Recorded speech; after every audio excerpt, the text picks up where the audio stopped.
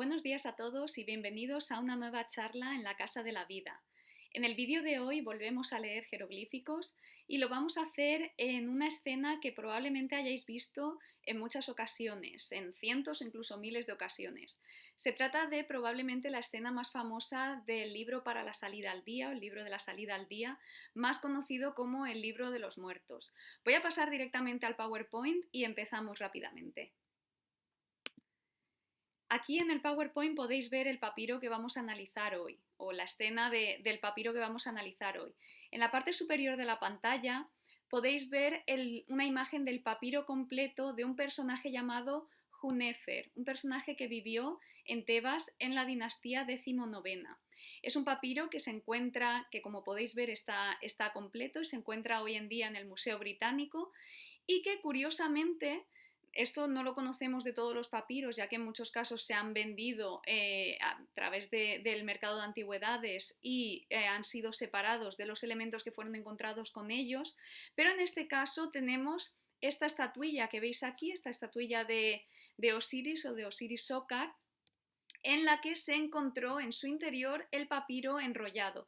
Podéis ver en esta imagen que tengo aquí cómo esta figura está encajada en esta base y en su interior se encontró el papiro de Hunefer metido dentro, y de hecho esto lo podemos ver quizá en otro vídeo. En esta inscripción que veis aquí aparece el nombre de Hunefer, por lo tanto vemos que corresponde al mismo individuo. Si queréis en otro vídeo podemos leer esta inscripción de la que ya conocéis muchos elementos con vídeos anteriores, ya los hemos explicado en vídeos anteriores de esta serie de leer jeroglíficos. Sin más, vamos a pasar directamente a la escena que vamos a explorar en este vídeo. Aquí podéis ver la que es probablemente la escena más famosa del llamado Libro de los Muertos, que es la escena del pesaje del alma del difunto. Lo que podéis ver aquí es esta balanza, es el elemento central en la que se está pesando por un lado el corazón del difunto contra la pluma de la diosa Maat, la diosa del orden, de la justicia, de la verdad. Es un concepto, este concepto de Maat, un concepto muy complejo, pero refleja básicamente el orden del mundo, cómo deben ser las cosas, opuesto al concepto de Isfet, que nosotros solemos traducir como caos. Lo que veis aquí es a este difunto, a Hunefer, que está entrando en esta sala de las dos verdades, sala de la doble Maat, Maati. No sabemos exactamente a qué se refieren estas dos verdades, si es dos aspectos de este concepto de verdad o si es una especie de superlativo, la superverdad. Esto no lo conocemos en detalle, y está siendo llevado dentro de esta sala por el dios Anubis. El dios Anubis es también llamado el psicopompo, es decir, el que lleva el alma, el que conduce el alma al más allá. Esto lo encontramos en muchas culturas, por ejemplo, en la cultura griega este rol es desempeñado por el dios Hermes. Y en esta escena tenemos también aquí de nuevo la figura de Anubis asegurándose de que la balanza está colocada de forma justa, de que la balanza nos va a dar un resultado que es certero, y el resultado de este juicio va a ser registrado por el escriba de los dioses, por el dios Thoth. Una vez el difunto, en este caso Hunefer, ha superado este juicio, va a ser llevado ante el juez del más allá, que es Osiris, a quien veis sentado aquí en su trono dentro de una capilla, y detrás de él aparecen Isis, su mujer, veis que tiene el jeroglífico sobre su cabeza, y Neftis, su hermana. Ambas son hermanas. Recordad que Osiris, Set, Isis y Neftis eran todos hermanos, y veis que tienen las dos diosas su jeroglífico sobre la cabeza. En el caso de Neftis es este signo Nef con el signo del recinto del templo, Nebet-Hut, y los griegos la llamaron Nephthys, y es como normalmente la conocemos nosotros. Quien está llevando al difunto frente a Osiris es el dios Horus, que aparece nombrado aquí. Aquí podéis ver palabras dichas por Horus, el vengador de su padre, que es una de las vertientes, de las manifestaciones de este dios Horus. Su padre, como no, es Osiris, que aparece aquí. En lo que nos vamos a centrar hoy, esto es simplemente para daros una introducción a esta escena. De esta escena, si queréis, si os interesa, podemos ver más elementos. Por ejemplo, aquí podéis ver, no sé si lo podéis ver bien, hay un jeroglífico de una boca. Este es el signo para fórmula, no sortilegio, pero para fórmula mágica en egipcio es algo que es pronunciado, lo podemos traducir tanto como fórmula o como capítulo, dependiendo de la traducción, pero lo que quiere decir simplemente es algo que se pronuncia y es la fórmula dedicada al corazón. Aquí veis el jeroglífico del corazón, es una fórmula que se dirige, en la que el difunto se dirige a su propio corazón y le pide que sea un testigo favorable dentro de este juicio. De hecho, si veis aquí los jeroglíficos, ya sé que aparece muy pequeñito, esto lo tendríamos que ver en una imagen más ampliada, pero aquí se refiere a mi corazón de mi madre. Aquí utiliza otra palabra para corazón que es hati.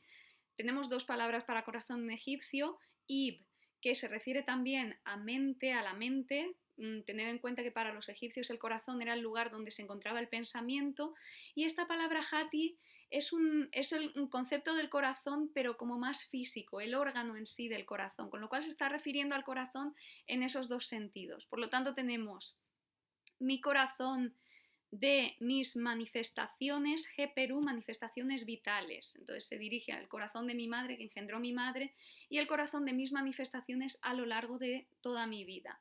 Y entonces le dice, a partir de aquí, en imperativo, el imperativo negativo es este signo de la lechuza, no te levantes contra mí como testigo contra mí. ¿De acuerdo? No actúes como testigo contra mí en este juicio.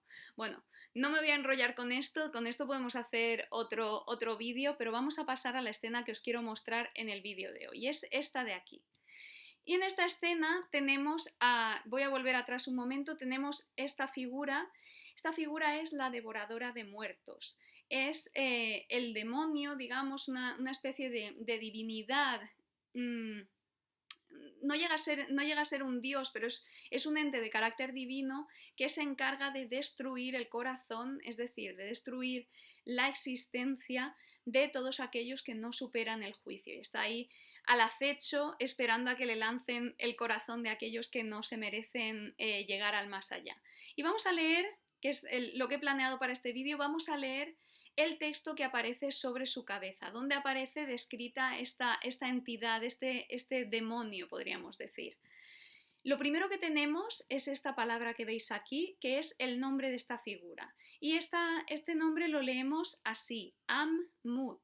Am es esta primera parte que veis aquí, y es el verbo, aquí veis el jeroglífico del cuello, es un cuello de antílope, y es el verbo tragar, es decir, devorar, tragar.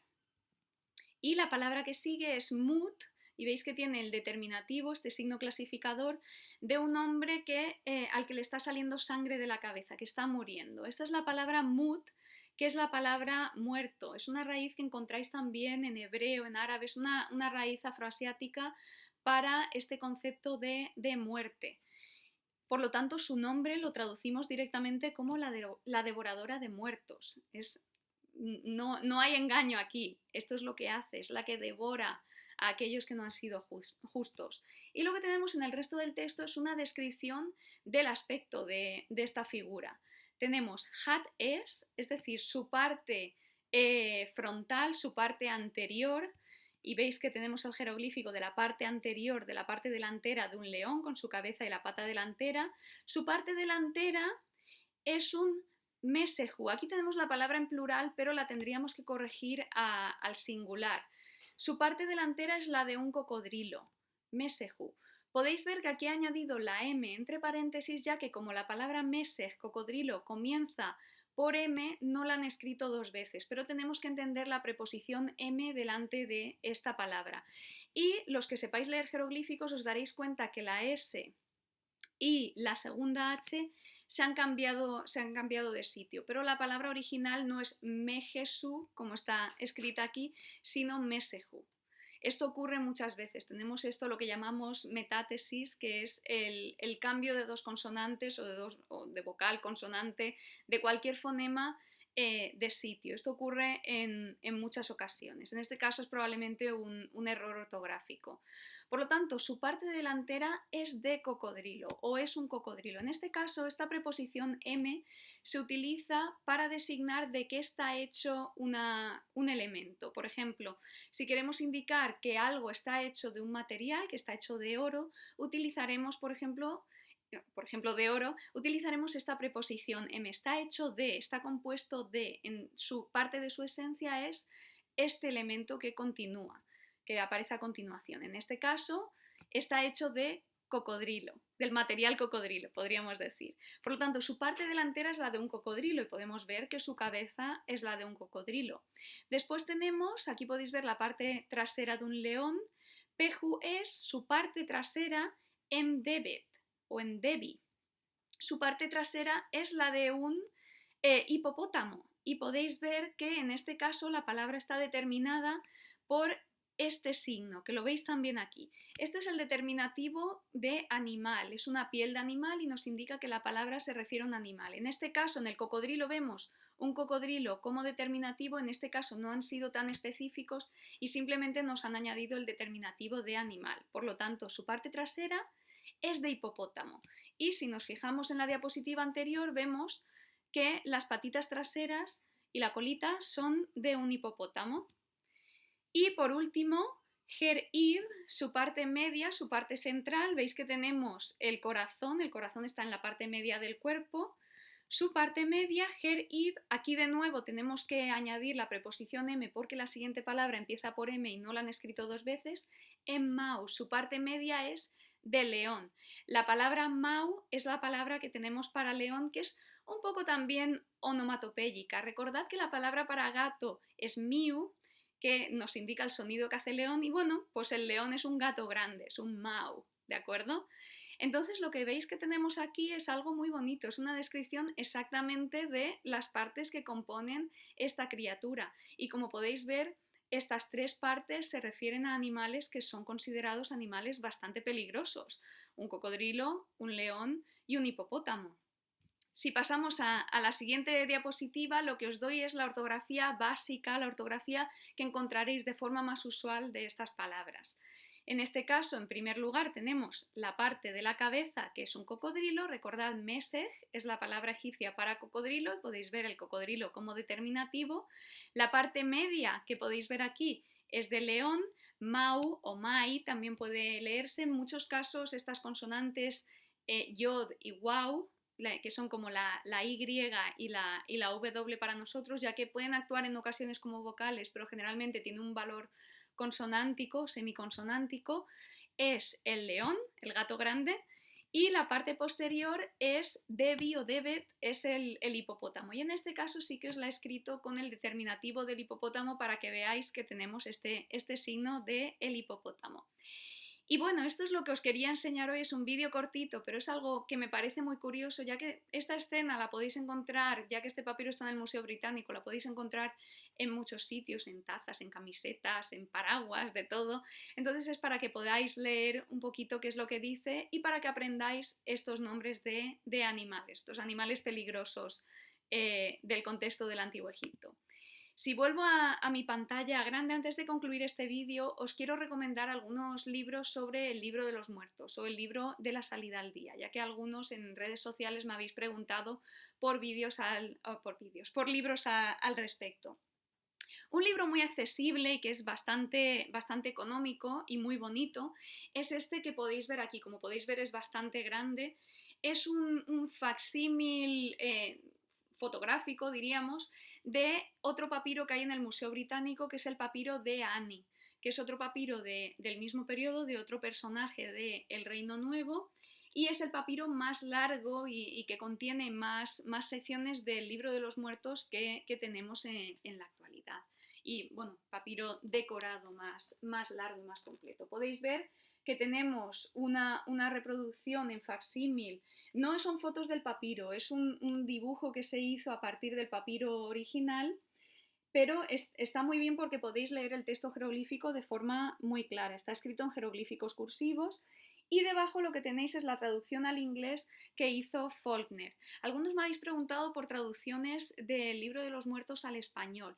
Existe una de Federico Lara Peinado, pero tened en cuenta que no está hecha directamente del egipcio, está hecha a partir de una traducción de otra lengua moderna. Y esto, como os he dicho en muchas ocasiones, es relativamente problemático, pero bueno, si no podéis leer traducciones en inglés, es algo que está ahí, que os puede dar una idea sobre qué es lo que dice este texto. Otro elemento interesante de este libro es que tiene páginas desplegables, con lo cual os podéis llevar una idea bastante clara de cómo son los detalles de este papiro. Con lo cual, este libro lo podéis encontrar prácticamente en cualquier librería online. No es caro para ser un libro a todo color y es un libro muy, muy recomendable. Otro libro interesante de otro papiro en concreto del Libro de los Muertos es este que veis aquí. Este es el papiro de Sobek Mose y lo curioso es que es un papiro de la 18ª dinastía temprana. La mayoría de los ejemplos que tenemos, como el de Ani o el de Hunefer que os he enseñado en este vídeo, son papiros de la 19ª dinastía. Este es uno de los más tempranos, es de en torno al reinado de Tutmosis III, Hatshepsut, y está en el Museo de Brooklyn hoy en día. Este libro proporciona una traducción de ese papiro en concreto y un pequeño análisis también del contexto de este texto funerario. Y al final, a ver si encuentro las páginas, os las puedo mostrar, contiene fotografías del papiro que son bastante legibles, podéis leer bastante bien el texto jeroglífico, con lo cual es un libro que tampoco es muy caro y que, bueno, si veis que los jeroglíficos son muy pequeños, podéis usar vuestra lupa de papirólogos y ampliarlo. Las imágenes tienen suficiente calidad para que con una lupa podáis ampliar y leer bien el texto, si queréis leer los jeroglíficos. Sobre el contexto del Libro de los Muertos, está este librito de Barry Kem, que está muy bien, How to Read the Egyptian Book of the Dead. Este libro está traducido al español, creo que lo publicó la editorial Crítica, ahora mismo no recuerdo el nombre, la versión en español la tengo en mi biblioteca en España, y es un libro pequeñito, pero que analiza los distintos temas que aparecen en el Libro de los Muertos, con lo cual es algo que está bastante bien para conocer más sobre este texto funerario. Y por último, el libro que recomiendo si queréis hacer un estudio, digamos, más científico, más académico de este texto funerario es este libro que pesa bastante de Stephen Quirk. Es un libro que se publicó, creo que es de 2014, dejadme que lo compruebe. No, 2013, pero es bastante reciente y este es un análisis de todos los capítulos que pueden aparecer, de todas las secciones que pueden aparecer en el Libro de los Muertos, con lo cual no está centrado en un papiro en concreto, sino en todas las fuentes que tenemos. Es un libro que proporciona para cada capítulo las viñetas que pueden ir asociadas, las escoge de determinados papiros, están indicados aquí en distintos periodos y proporciona, como podéis ver, la transliteración del texto y una traducción al inglés. Con lo cual este sería el libro que os recomendaría si queréis estudiar este texto de forma seria. Es un libro, como todos los libros académicos en egiptología, que es bastante caro, estará en torno a igual un poco menos de 100 euros, pero ya estamos hablando ya de un libro más caro. Pero definitivamente, si os interesa este texto, es un libro para consultar al menos. Si lo podéis conseguir en alguna biblioteca académica, no tenéis que gastaros el dinero. Y bueno, esto es todo lo que tengo para hoy. Espero que os haya gustado este vídeo. No sé si podré hacer más vídeos hasta que ya volvamos de vacaciones, ya que tengo que descansar también un poco. Pero bueno, si encuentro algún ratito y algún tema así curioso, interesante, que no sea muy largo, igual sí que añado algún vídeo durante estas Navidades. Así que, sin más, si no nos vemos antes, os quiero desear unas muy felices fiestas, que lo paséis muy bien con los vuestros, que tratéis de pasarlo lo mejor posible con la situación en la que estamos ahora mismo y ya nos veremos probablemente el año que viene por aquí, por la Casa de la Vida. Hasta luego.